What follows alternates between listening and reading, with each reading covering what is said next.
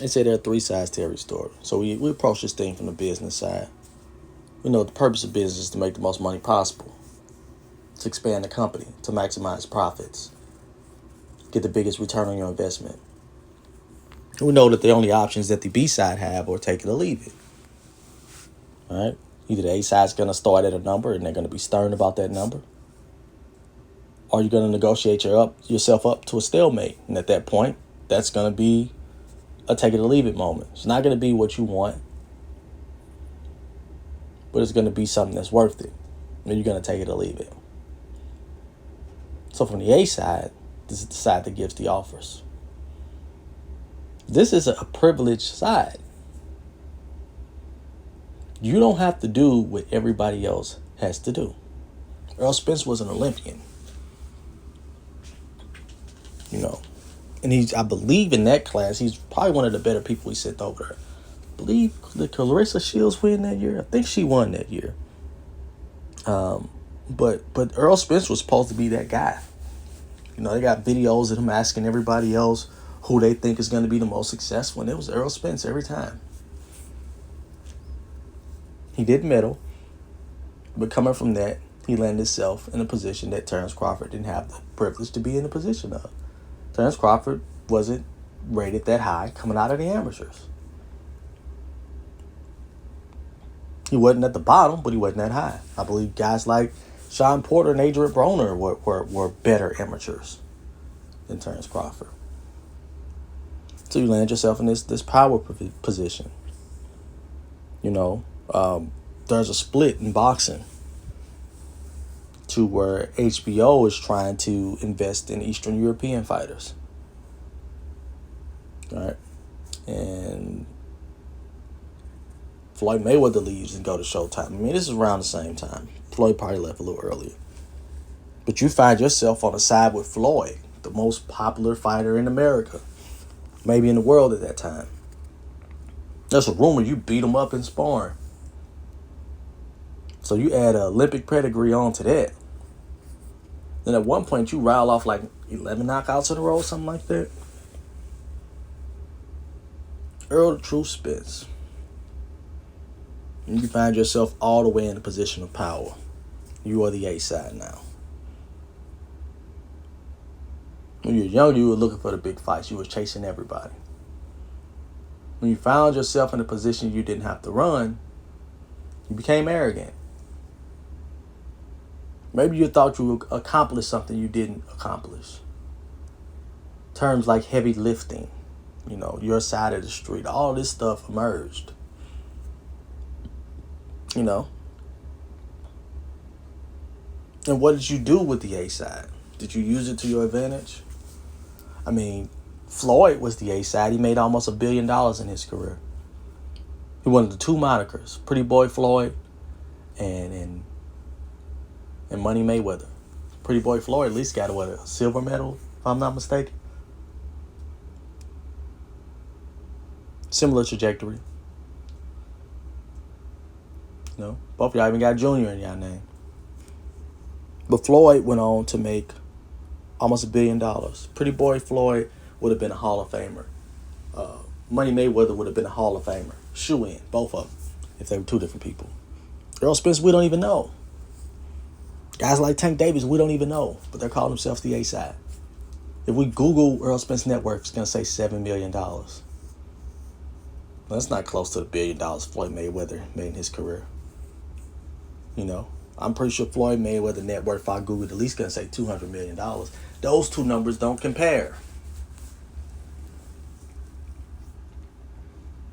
You can't say it's the state of boxing, because guess who is the face of boxing?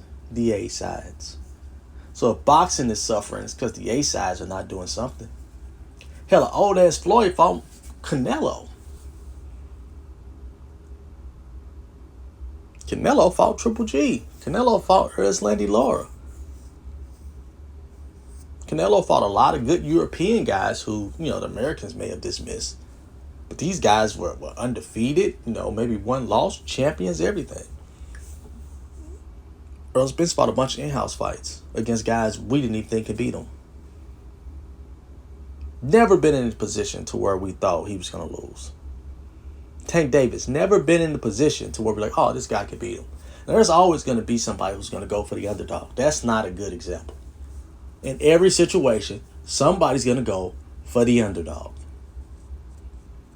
Some people continuously go for the underdog until they finally win, and then they say, I told you so, as if they're Nostradamus when they just always go for the underdog.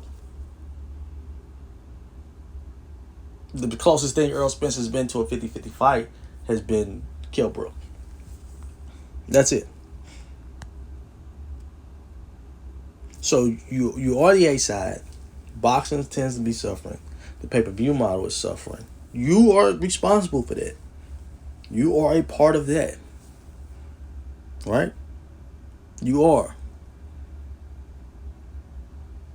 Canelo has found himself in a position to where he's fought all of his rivals to where he don't even have any. Now Bivol is a new rival because he lost to him, but he didn't even have any. People thought he was going to go up and starch Dimitri Bivol, and they must haven't watched Bivol fight because he's a killer at first. Talking about a guy who was just knocking stuff over initially, and then he showed his skills as a boxer as he went along.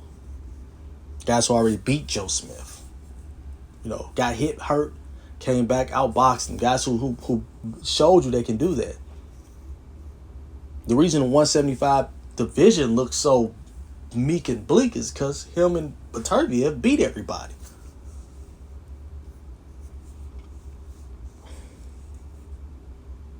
Again, Errol Spence has never fought his rival. Never got him in the ring. We still been talking about one guy since 2018. And a rivalry is good. I've been to high school football matches that have sold out because it's the rival team. So as the A side, having a rivalry, having another guy on the other side of you that people think can beat you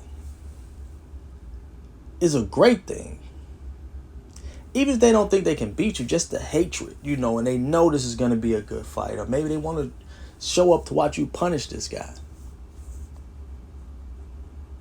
And you talking about side of the street, I'm the A side, this and that. What's the purpose of being the A side if you're not making the money? $7 million. First of all, Google don't know everything. Right? I am a avid Google user, but when it comes to net worth, they don't know. Errol Spence sell t-shirts, he might got LLC money, all the rest of that shit. So that's not their concern. So let's say Errol Spence is worth $17.5 million. So what I did, I just multiplied his income by 2.5 times, just to be fair. Maybe he got Yellow Beezy, maybe he did some party promoting, who knows? Brought some artists to town, who knows? Let's say $17.5 million. The Terence Crawford fight, when Terence Crawford offered him $25 million, if you do the math on that, he could have almost doubled everything he made in his career with that one fight, with that one offer. Even at 35%, he in Disneyland and everybody's telling you, let Al work for you. He trusts his team. Again, we know Al's position is to maximize his profits, make the most money.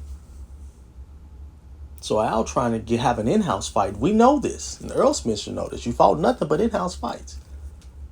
Even if you trust Al, you must know that his ambitions are different than yours.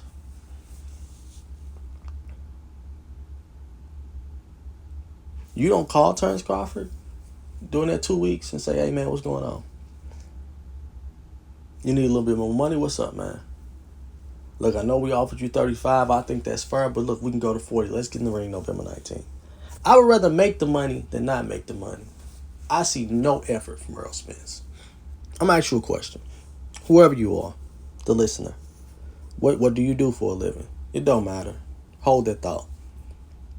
Whatever you made over the course of the last 10 years, you found yourself in a position to where you can make that over the next year.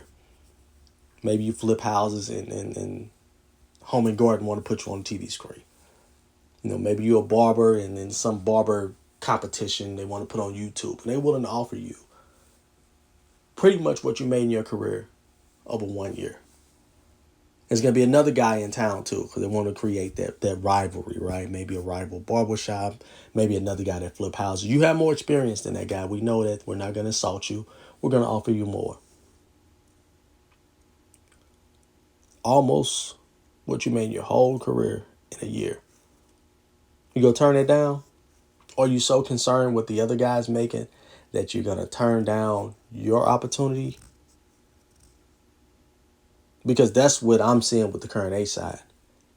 They're so fixated on the competition's purse that they're not even getting the bag. You talking about who knows Devin Haney, is Tank Davis, and again, I'm the A side with Errol Spence. Okay, that's fine, but you're only the A side in negotiations, right? Other than that, you're just a more popular fighter. If you're not negotiating with the guy or getting in the ring, then it serves no purpose to be the A side. None. Right? That's what it is. I'm the A side in negotiations. I'm the A side. Terence Crawford may be a little more fleet-footed. I'm going to pick the ring size. Boom. I kind of got cracked by Ugas. I know the Cleto Reyes seems to be them the gloves that a lot of punchers like, especially a lot of like Madonna like them gloves, the horse hurt gloves. No, you can't wear them. We're gonna put you in winning gloves. I think those are some of the softer gloves. Everlast is kind of in the middle. We're gonna put you in winning gloves. No, you gotta wear winning. That's the things that you do on A side, Floyd Mayweather brought Canelo down 2 pounds. Mental move. Now Canelo got to think about them 2 pounds the whole time he training. He got to make sure he hit 152. Right? You can play mental tricks and stuff like that. But you get the guy in the ring. You make the money. You would rather make the money than not make the money. You can't feed your grandkids and your grandkids by simply saying you're the A side. You got to do something with it. So this is where my confusion comes in. Looking at the situation from all three sides of business, because that's what you want to talk about. We don't want to talk about boxing. We want to talk about business. That's what you hear. You don't know about business. Since when in business do you just not make money because of your own arrogance? Terence Crawford walked away from negotiations and had another fight. What you playing hardball for, you ain't got shit lined up.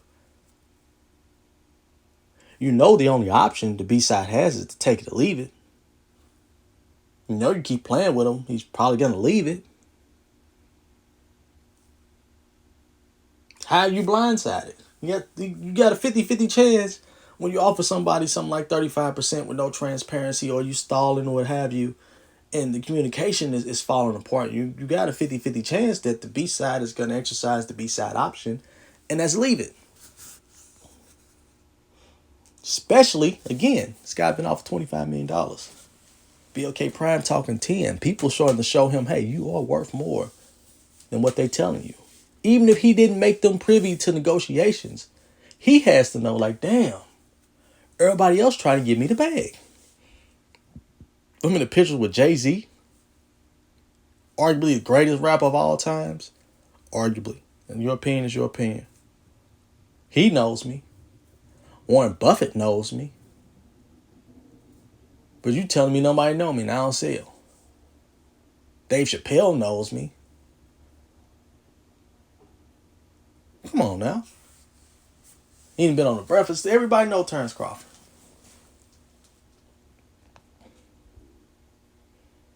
Again, this is the disconnect, man. So my disconnect and my issue is I'm not understanding the A-side's position. Because you're supposed to sweeten the pot, get that guy in the ring, make that money. But all I'm seeing is like these the popular Disney kids to like crack corny jokes and shit. Like the jocks in the classic Disney high school movie. Like what is your purpose? Other than basically just watching somebody else beg. You're being a deterrent. Like you're not even that's all I see from like Tank Davis and Errol Spence. They're just being deterrents. Like they're just stopping other people. Even if we look at Terence Crawford's career at 147, they just, okay, you can't fight none of these guys from PVC, right? He said himself he's not fighting Jamel Charlo without fighting me. Just what's the purpose of this? It begins to not make sense. This is where the logic begins to break down. This is where the duck talk and the fear talk begins to seep in. And that's not what I typically do. But when I look at it from all sides, the A side perspective is looking a little shaky.